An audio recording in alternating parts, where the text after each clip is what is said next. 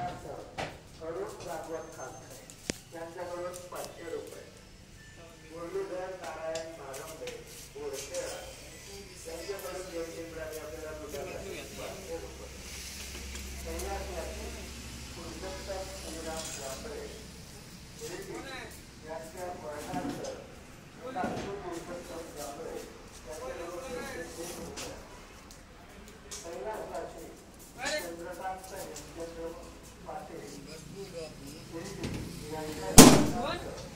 योगिता चंद्रकांत पाटील यांच्याकडून अनुदान चौधरी